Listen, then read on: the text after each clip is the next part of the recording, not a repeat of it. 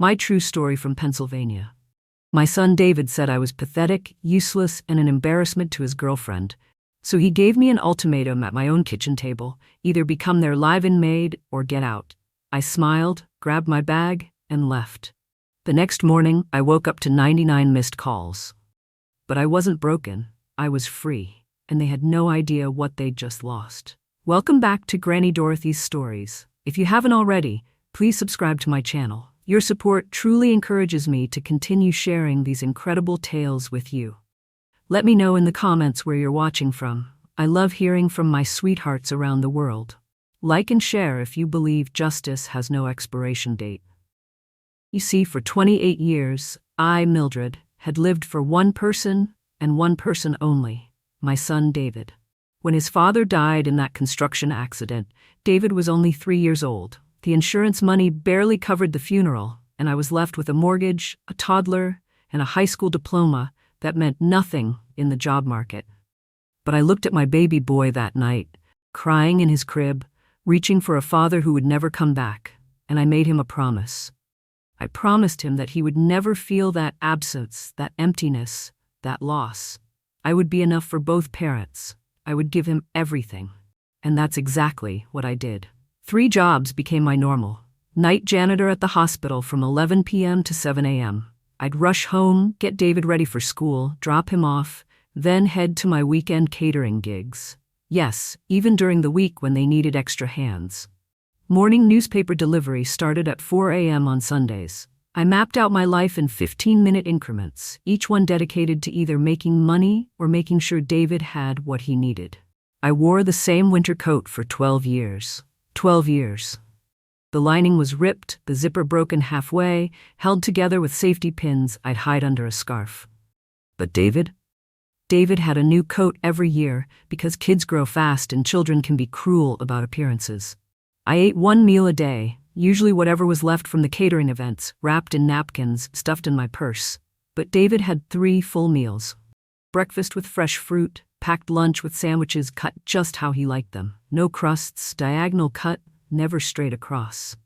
Dinner at 6:30 sharp, homework help at 7, bedtime stories until he was too old for them, then help with school projects until he was 18. When he got into engineering school, I cried. Not in front of him, of course. I waited until my night shift, locked myself in the supply closet at the hospital, and sobbed into a mop that had seen too many of my tears over the years. My boy was going to be somebody. But in the final semester, there was a problem. His scholarship fell short by $8,000. $8,000 between David and his degree. I sold my car the next day. Walked to work for 6 months, told David the car broke down and wasn't worth fixing. He graduated with honors. I stood in the back row, in a dress I'd borrowed from Mrs. Chen at the catering company, and watched my son become an engineer. "Mom," he said that day, his eyes bright with promise, his degree fresh in his hand, "when I make it, you'll never work again. That's my promise to you." I believed him. God help me, I believed every word. 5 years passed. David did make it, landed a job at a tech firm, then started his own company. When he insisted I move in with him last year, saying he was worried about me living alone in that rough neighborhood, I thought my hardship had finally come to an end. "Sell the apartment, Mom," he said. "You can use the money for whatever you want. You're retired now. Let me take care of you like you took care of me." I sold that apartment. Gave him half the money for his startup capital when he mentioned needing investors. Kept the rest, but most went to medical bills I'd been putting off for years. Moved into his beautiful suburban home with my single suitcase and a heart full of hope. For 3 months, it was everything I dreamed of.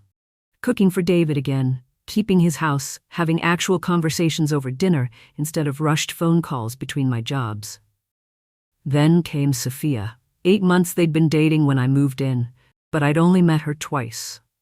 Fashion influencer, David said, like that explained everything about her.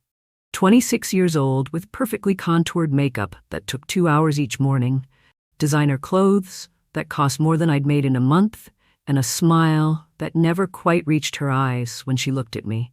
The changes started small. So small I thought I was imagining them. The first week she practically lived there. She mentioned my cooking was simple. Not bad, just simple. Mildred, have you ever tried quinoa? Kale? Acai bowls? I learned to make quinoa. The second week she commented on the living room. It feels so outdated. Mildred, you don't mind if I bring in my interior designer friend for a consultation? I didn't mind. Why would I? It was David's house. By the first month, my things started disappearing. The Afghan I'd crocheted during those long hospital night shifts. Too granny chic. The photos of David growing up I'd arranged on the mantel, cluttering the aesthetic. My comfortable reading chair doesn't match the new sectional. Each item vanished while I was grocery shopping or taking my walks. David said nothing. Actually, that's not true. David said, "Mom, Sophia has an eye for these things. Trust her vision." 2 months later brought criticism of me personally. Mildred, that hairstyle ages you. Mildred, those clothes are from what decade? David, doesn't your mom have any friends her own age? That last one stung the most because I'd lost touch with most friends over the years. When I worked 3 jobs, friendships became a luxury you can't afford. The few I'd maintained lived in the old neighborhood, and without a car, visiting meant 2 buses and a 3-mile walk. But the dinner party, that was when everything changed. Sophia was hosting her influencer friends, a brand collaboration celebration, she called it. Some teeth whitening company had given her $10,000 to post a 30-second video. The house had to be perfect. She hired a decorator for the evening, rented furniture we didn't need, and had catering brought in despite me offering to cook. Then, an hour before guests arrived, she handed me an apron. Not just any apron, a maid's apron. Black with white frills, like something from a costume shop. Mildred, you'll help serve, won't you? The catering staff needs an extra hand, and you have experience. I stood there, holding that apron, looking at my son. David was adjusting his tie in the mirror, a tie Sophia had bought him that cost more than my old monthly rent. "Mom's happy to help," he said without looking at me. "Aren't you, Mom?" I wore the apron. Served drinks to 20-somethings who talked about follower counts and engagement rates while treating me like furniture. Invisible until they needed something. "Excuse me, ma'am, more champagne. Hey you, this appetizer has gluten." And then, while I was in the kitchen refilling champagne flutes, I heard it. Sophia's voice, crystal clear, floating in from the living room. "David, your mom is sweet, but so embarrassing. Did you see how she was talking to my friends about her catering days? Like we care about her little job stories." And my son, my David, the boy I'd sacrificed everything for, laughed. Not a polite laugh, not an uncomfortable laugh, a real, genuine laugh. I know, right? Sometimes I wonder how we're even related. The champagne glass slipped from my hand. It shattered on the marble floor Sophia had insisted on installing last month. The caterer rushed to clean it up, patting my shoulder, whispering, "It's okay, it happens to everyone." But it wasn't okay. Nothing was okay. The next morning, I was sitting at the kitchen table, the same table where David used to do his homework while I cooked dinner. Sophia walked in first, silk pajamas perfectly pressed, David behind her in his matching set. Another one of her purchases. They sat down across from me like they were conducting a business meeting. "Mom," David started. I knew before he said another word that it was about Sophia. "Sophia and I need to talk to you about boundaries." Sophia pulled out her phone and started reading from her notes app. "We've compiled a list of house rules that we feel will make everyone more comfortable. 1. No guests without our prior approval. 2. Meals should be eaten after we've finished. We need our couple time. 3. When we're entertaining guests, you should remain in your room unless specifically asked to help. 4. Your belongings should be confined to your room, not scattered around common areas. 5. We'd appreciate it if you could find activities outside the home during the day. Maybe a senior center?" A senior center. I was 58 years old, worked since I was 16, and she wanted me at a senior center playing bingo. David pushed a printed copy across the table. "Just so everything's clear," he said. Sophia made it official. I looked at the paper, then at my son. Really looked at him. When did he become this person? When did the little boy who made me Mother's Day cards from construction paper become a man who would hand his mother a list of rules like she was an unwanted tenant? "And if I don't agree to these rules?" I asked, my voice steadier than my hands. Sophia smiled that influenced smile, all teeth, no warmth. Well, it's David's house. You could always find somewhere else to live. Your choice. Your choice. Like any of this was my choice. Before I tell you what happened next, let me ask you something. And I want you to really think about this and tell me in the comments.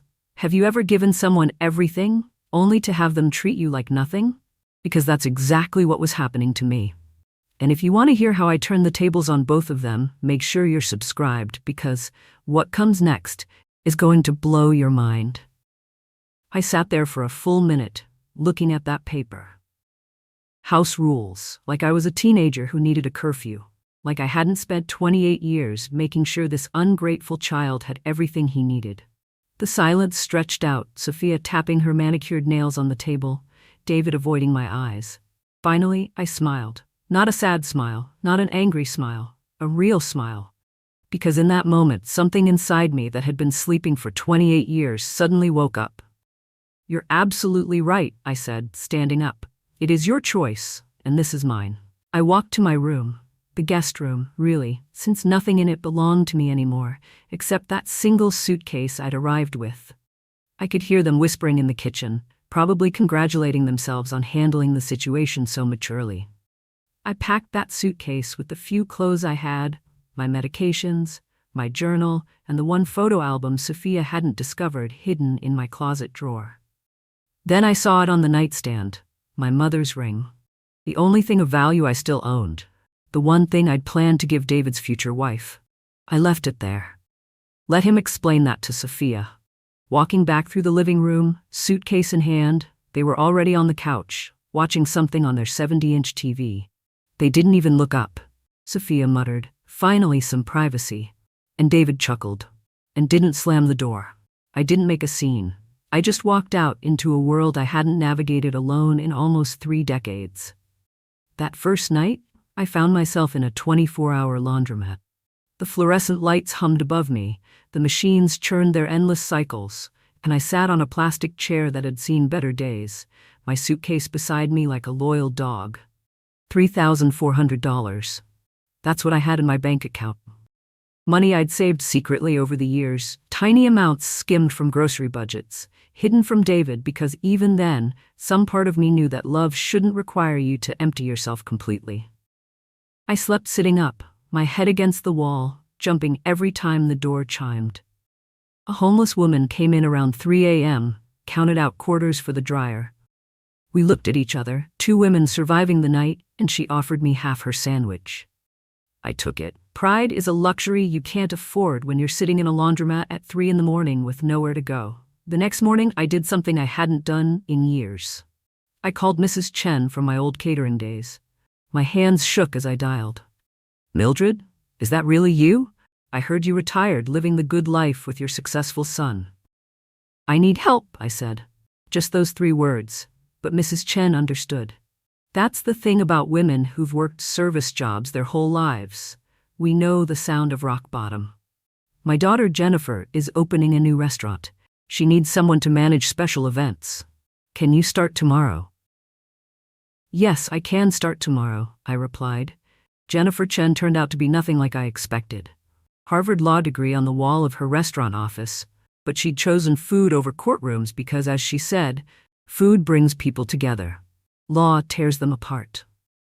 She took one look at me, my wrinkled clothes, my exhausted eyes, and set me up in the small apartment above the restaurant. "Just until you get sorted," she said. But she said it while making me tea, the expensive kind that comes in silk bags, and I knew she understood exactly what sorted meant. The work was familiar but different. Instead of serving, I was planning. Instead of cleaning up after events, I was designing them. Turns out, 20 years of catering gives you an eye for what works and what doesn't. I knew which flowers wilted under hot lights, which appetizers people actually ate versus what they posted on Instagram, how to time courses so the kitchen didn't crash. Within 2 weeks, I was handling corporate bookings.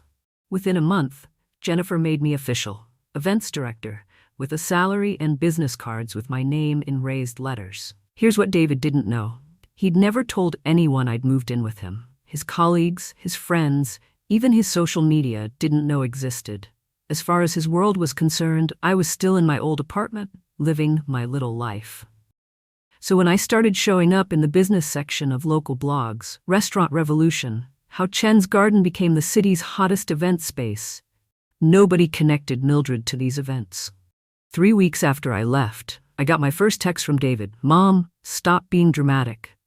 I didn't respond. Week 4, Sophia's parents are visiting next weekend. We need you to cook your pot roast. I didn't respond.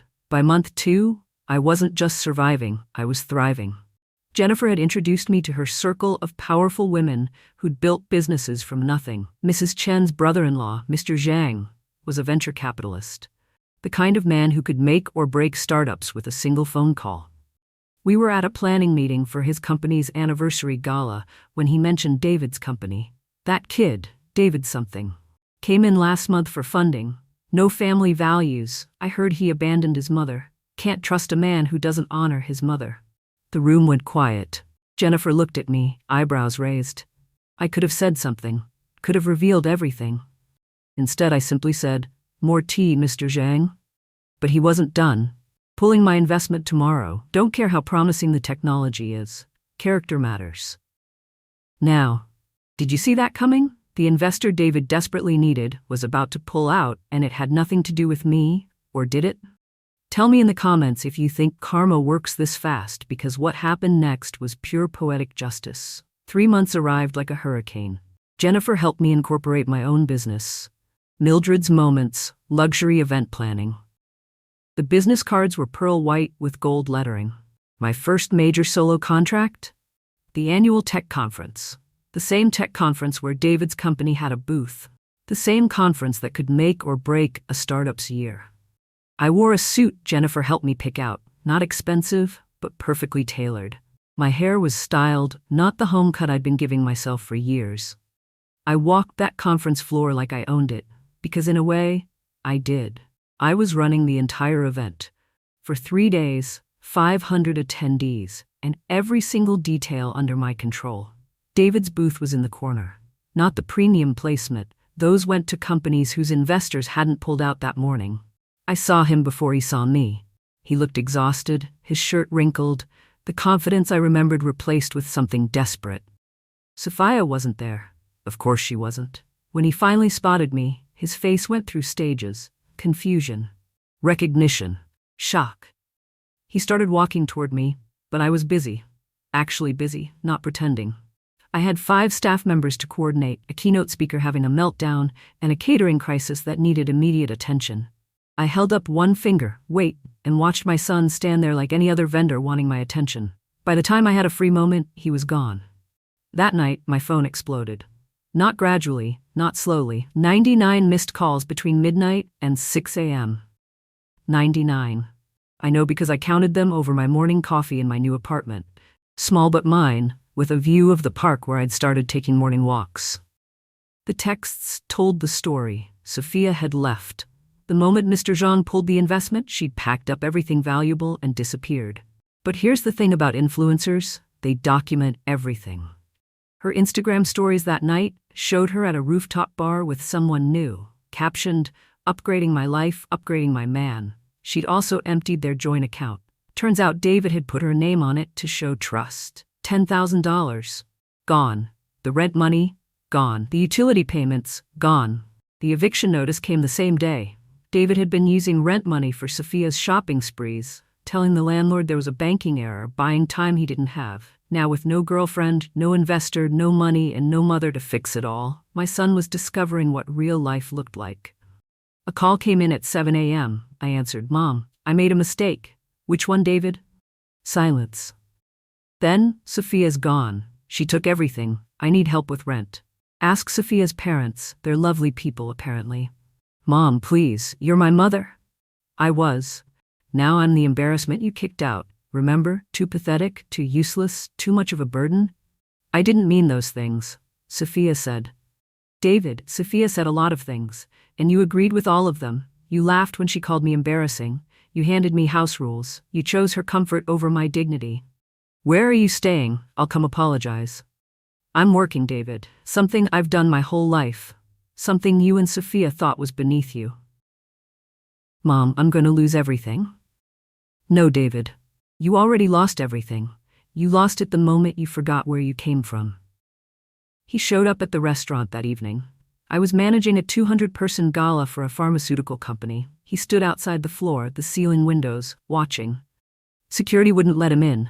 My choice, my guest list. Through the glass, he could see me directing staff, greeting guests, handling a crisis with the sound system without breaking a sweat. He could see Jennifer beside me, laughing at something I said.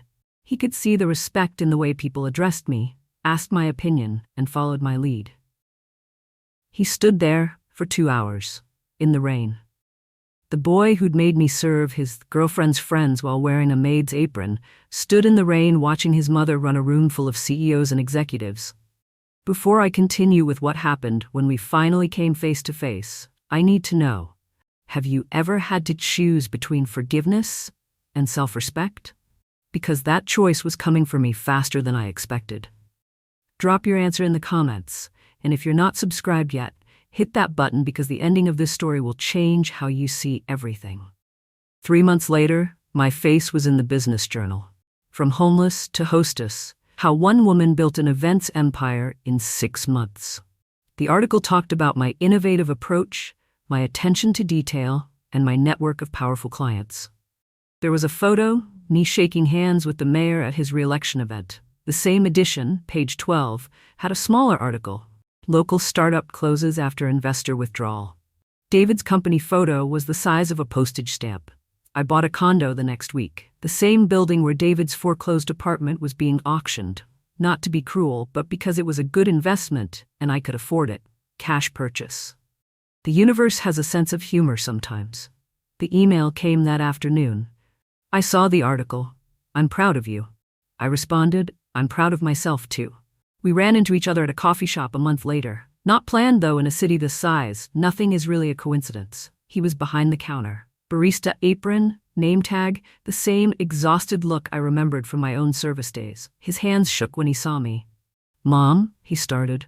Medium latte, oat milk, no sugar, I said, pulling out my wallet. He made my drink in silence. When he handed it over, he tried again. Mom, I need to say.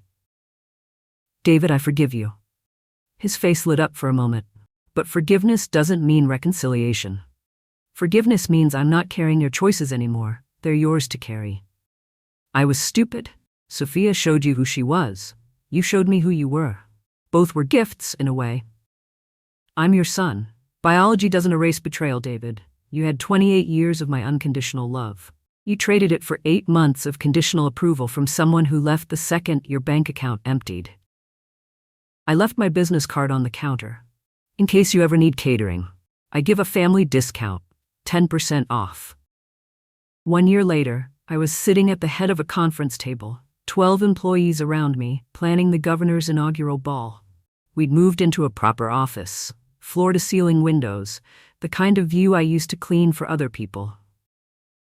Chen and Jennifer had become family, the kind you choose, not the kind you're born into. We had Sunday dinners, holiday celebrations, the things I'd missed for decades while working to give David everything. A birthday card arrived at the office. No return address, but I knew the handwriting. Inside, thank you for teaching me consequences. They were the only lesson that mattered.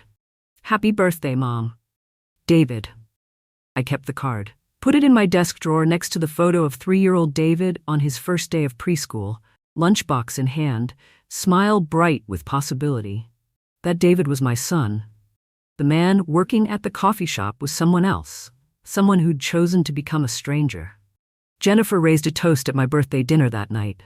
To Mildred, who turned betrayal into breakthrough, abandonment into abundance, and rejection into resurrection.